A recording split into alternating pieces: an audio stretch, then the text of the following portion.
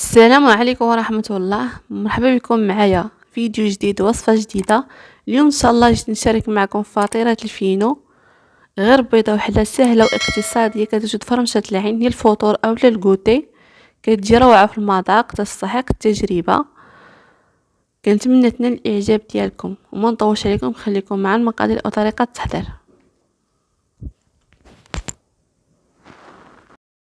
ونبداو على بركة الله. خديت اناء اللي غندير فيه بيضة واحدة كاملة تكون بحارة الغرفة. غادي نزيد رشه ديال الملح لتصحيح الذوق،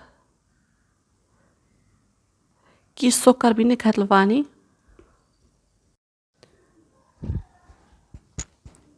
غادي نضيف نصف كاس ديال السكر سنيده حبيبات، وغادي نخلط بالطريقه اليدويه حتى كتذوب ليا سنيده مزيان تنسجم مع البيض.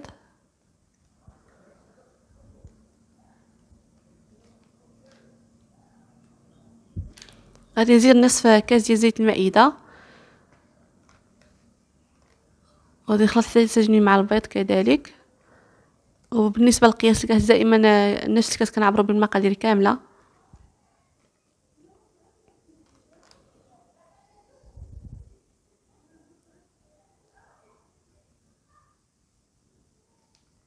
وغادي نزيد كاس ديال عصير البرتقال اللي ممكن تعوضوه بكاس ديال الحليب.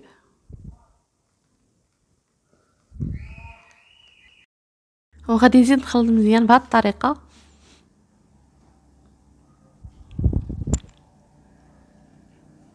وعندي هنا الدقيق الفينو او السميد الناعم، غادي ندير 2 كؤوس.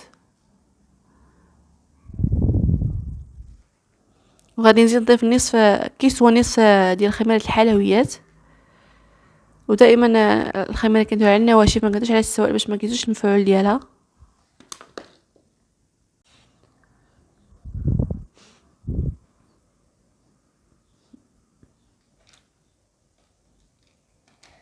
وغادي نخلطو مزيان بالطراب.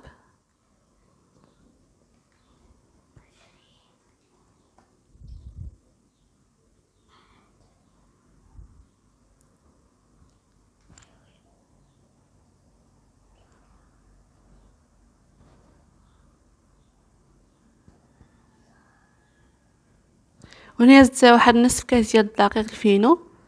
المجموع خدات ليا 2 كؤوس ونصف.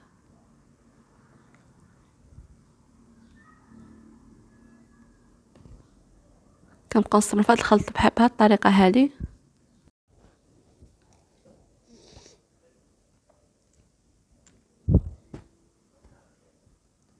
وهنا خديت واحد المول دائري، دهنته بزبده ورشيته بالفينو، استعملوا اي مول عندكم. غادي نفرغ فيه الخليط بهذه الطريقه هذه. وفي هذا الاثناء راني شاعله فرون كيسخن.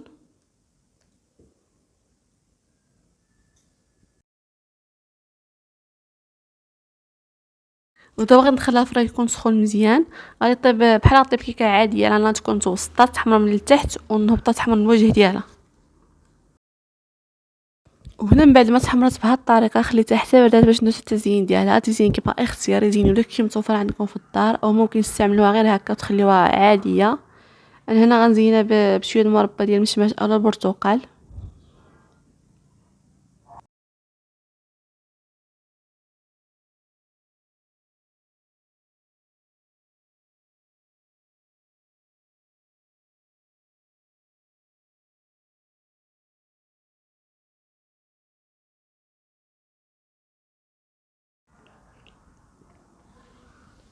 وعندي هنا كوك او جوز الهند، وعندي كاكاو مهرمش. وهنا غنحاول نزين بهذه الطريقه هذه كيف ما كتلاحظوا معايا. والتزيين كيبقى اختيار، زينوا داكشي اللي متوفر عندكم في الدار، ولا ممكن تقدموها غير هكاك.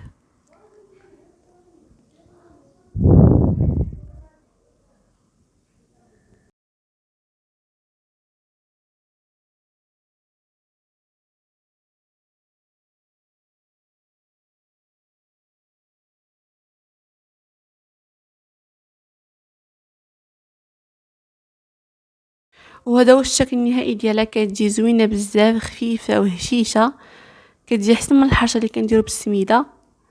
غادي نقطع معكم باش تشوفوا كيفاش كتجي معايا من الداخل.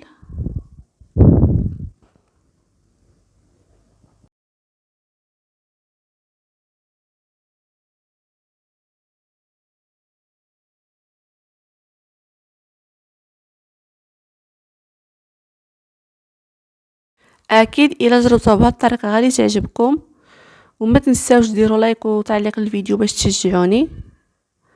شكرا على المتابعه، الى اللقاء.